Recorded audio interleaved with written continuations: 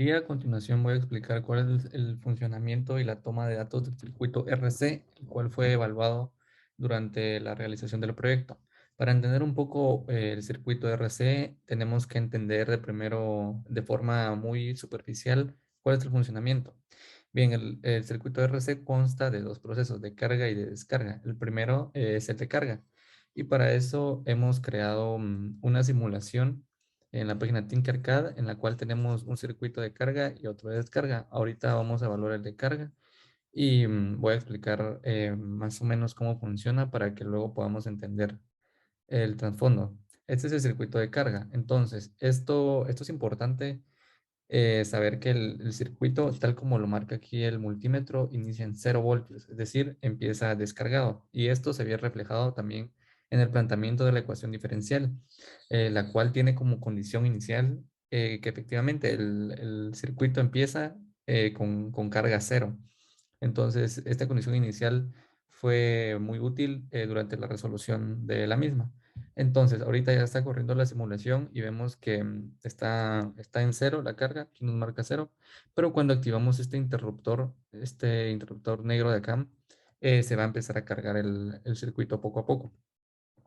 Entonces, aquí podemos ver que empieza a cargarse poco a poco y va a ejecutarse este proceso hasta que llegue a 9 voltios. Entonces, ahorita como la resistencia es un poco grande, va a tardar que llegue a 9 voltios. Aquí, por ejemplo, llegó a 1 voltio y así va a seguir hasta que llegue a 9. Entonces voy a cambiar un poco el valor de la resistencia para que se acelere un poco y podamos ver que la carga sí se va cargando poco a poco. Este proceso no se podría apreciar en un circuito físico, ya que la carga sería muy rápida, sería instantánea y no se podría apreciar. Aquí también podemos cambiar la capacitancia del capacitor o del condensador que estamos utilizando. Entonces, si le bajamos la capacitancia, también vemos que se va cargando más rápido. Entonces, vamos a esperar a que se cargue y a continuación voy a explicar el otro circuito, el cual es el de descarga. Este es básicamente el mismo funcionamiento. Nos damos cuenta que cuando iniciamos la simulación, em, el circuito empieza ya cargado, a diferencia del anterior, que estaba en cero, este empieza en 9 voltios. La misma carga que la fuente, es decir, la batería que estamos usando. Cuando yo muevo el interruptor, cuando yo presiono el interruptor, va a ser el proceso inverso, es decir, se va a empezar a descargar, va a empezar a bajar. Entonces podemos ver que empieza a bajar, empieza a bajar. Aquí los valores de la capacitancia y de la resistencia son diferentes al circuito anterior, por lo que vemos que baja más rápido. Entonces, aquí va a llegar hasta cero, lo cual es lo esperado porque es un circuito de descarga. Entonces podemos modelar el comportamiento de estos circuitos por medio de una ecuación diferencial, la cual se resuelve em, para dos situaciones diferentes, para cuando es carga y cuando es descarga. Podemos ver que aquí sigue subiendo en el circuito anterior.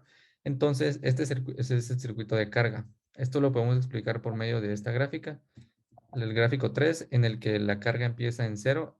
Aquí lo vamos a ver otra vez. La, la carga, aquí la carga es como es de carga, entonces habíamos dicho que la condición inicial era que empezaba en cero. Entonces, aquí está en cero. Entonces,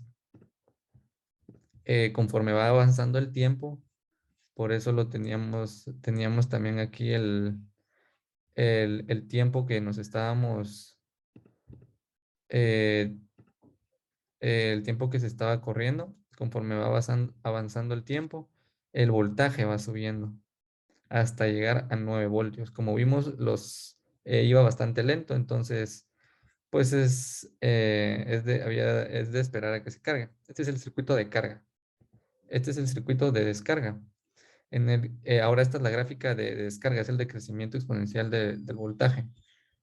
Entonces, sería el que está relacionado con este circuito, el cual, como vimos, aquí inicia en 9 voltios y cuando presionamos el interruptor, comienza a bajar. Entonces empieza aquí. Aquí miramos que comienza a graficarse datos en, en la parte, en el eje vertical. Entonces aquí está cargado y conforme avanza el tiempo va reduciéndose la carga. Entonces ese sería el funcionamiento básico y superficial del circuito RC. Aquí está la resolución de la ecuación diferencial en la cual esta es la ecuación diferencial planteada y aquí nosotros utilizamos el método de separación de variables, ya que queríamos tener las variables relacionadas con la carga y el tiempo separadas. Entonces aquí es donde ya lo podemos ir resolviendo poco a poco. Método de separación de variables, integramos y al dado que aplicamos una función inversa y entonces también tenemos que usar una función exponencial. Entonces aquí resolvimos la ecuación diferencial que fue planteada y aquí como lo mencionaba la condición inicial que tomamos en cuenta fue que el capacitor se encuentra descargado. Entonces esta sería la condición inicial de todo nuestro problema. Y también utilizamos la constante tau, la cual hace referencia a la constante del tiempo. Aquí nosotros fuimos explicando cómo se resolvió y esta sería lo anteriormente mencionado fue el apartado de carga y lo de ahora es el apartado de descarga. Entonces, que es básicamente la misma ecuación diferencial, se resuelve igual, pero a diferencia de que, como se los mencioné, ya no se necesita una fuente de poder.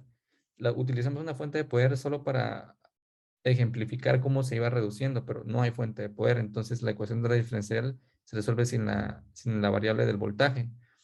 Se resuelve igual y bueno, esto nos da nos da unos porcentajes que fueron utilizados solo para explicar.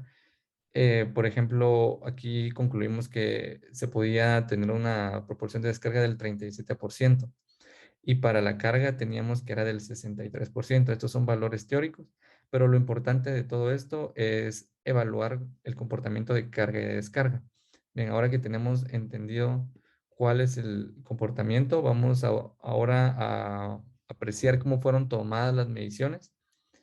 Em, para esto utilizamos la plataforma Pivot y ya que aquí ya estaba construido un circuito RC, porque esta plataforma está especializada en este tipo de mediciones físicas. Entonces este es el circuito RC y podemos ver que aquí podemos modificar nosotros los valores de la resistencia y de los capacitores, justo como lo estábamos haciendo en los simuladores. Podemos modificar la resistencia y la capacitancia. Entonces, nosotros utilizamos una resistencia de 4.5 de 4.5 kiloohmios y aquí en esta parte el proveedor del experimento nos dice cuál es el valor de la capacitancia también. Entonces, utilizamos el capacitor número 2 con la capacitancia ya establecida y tomamos 30 medidas, realizamos 30 mediciones de nuestro experimento. Entonces, aquí sería más o menos el video, esta es la forma en la que el video funciona. Nosotros íbamos midiendo con el voltímetro, justamente lo mismo que hicimos acá, pero ya aterrizado a un circuito. Entonces fuimos anotando los datos de tiempo, voltaje y la linealización que le aplicamos para finalmente em, construir gráficas que son muy parecidas a esta, pero con los datos que nosotros ya tomamos.